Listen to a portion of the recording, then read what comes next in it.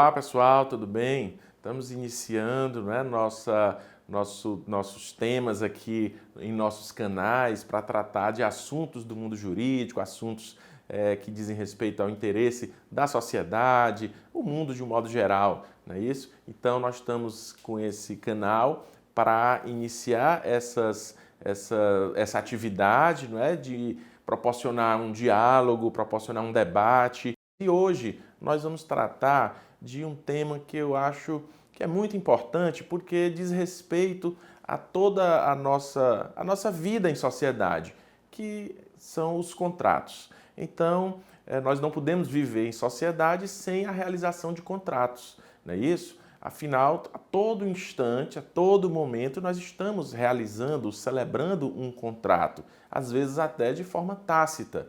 Então, essas relações entre as pessoas na sociedade, elas se dão através desses contratos.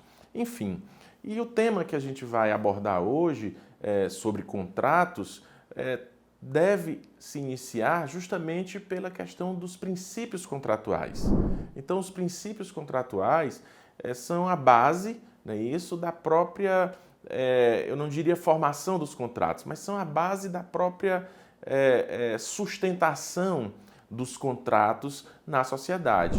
E é interessante como o direito ele se adequa e ele se adapta à vida na sociedade.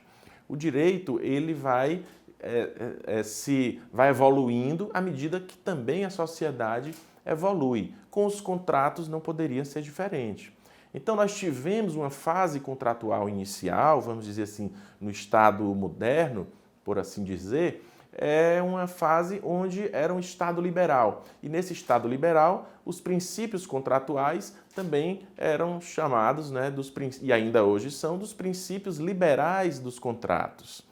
O contrato, eu devo dizer que ele sempre se consubstancia em um acordo de vontades. Então, esse contrato é um acordo de vontades. É claro que existem espécies contratuais, mas que poderão não se caracterizar como um acordo de vontades propriamente dito, mas isso é um outro tema. De um modo geral, os contratos eles se consubstanciam como um acordo de vontades.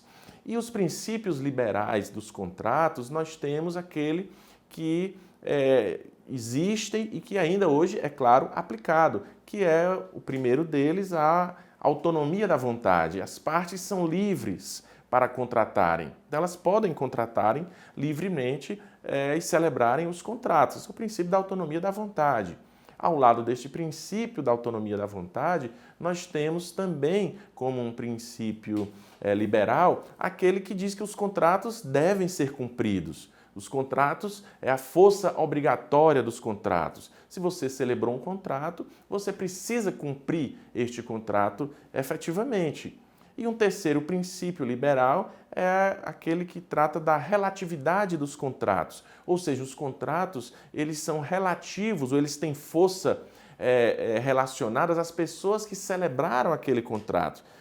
Os efeitos contratuais eles não vão além daquelas pessoas que celebraram, né, que assinaram, que concordaram, que aqueceram na celebração daquele contrato. Então, estes seriam os três princípios liberais dos contratos.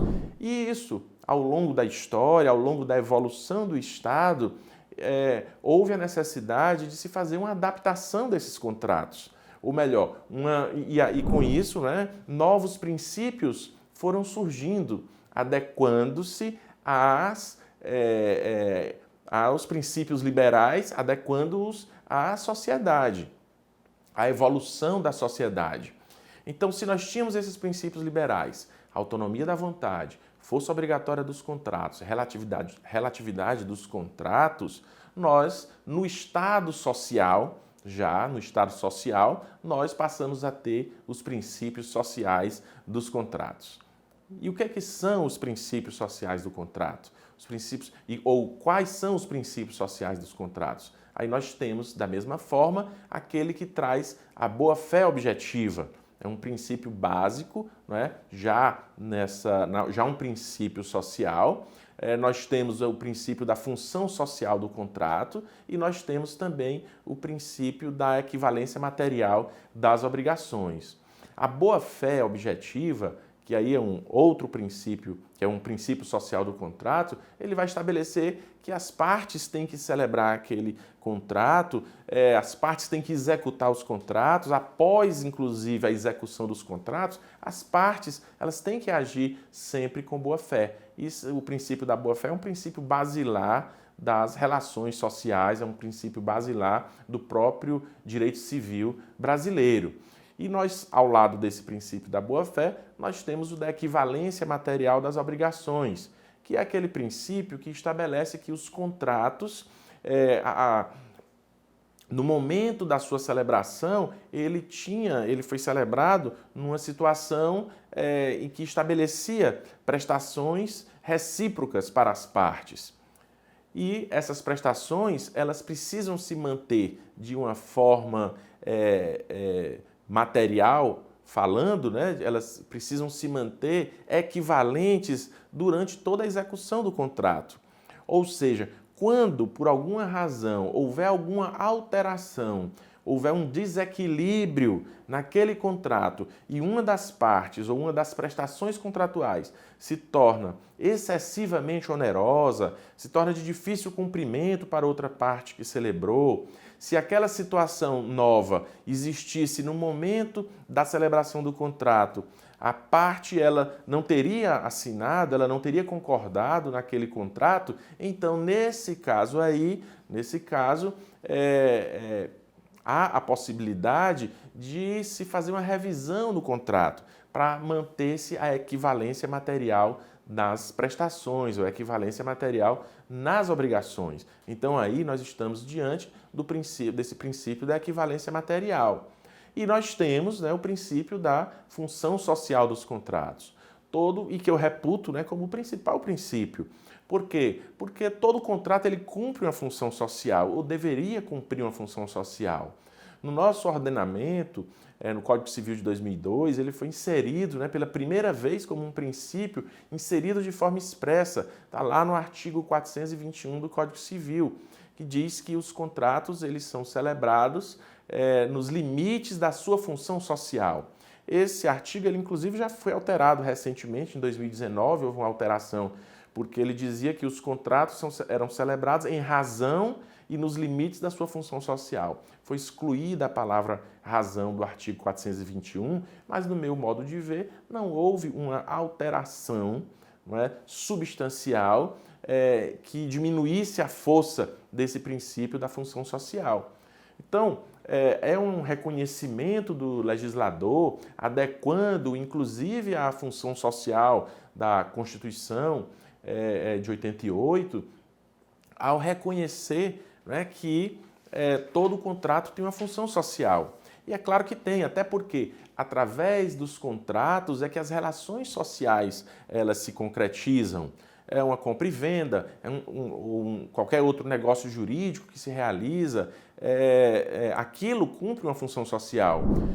O contrato ele tem o condão, muitas vezes, de gerar empregos, ele tem o condão de fazer circular a economia, circular a riqueza de um país através dos contratos. Então eles cumprem sim, ou devem cumprir sim, uma função social. Os contratos eles são realizados, inclusive, com vistas a respeitar o meio ambiente, então é cumprindo a sua função social.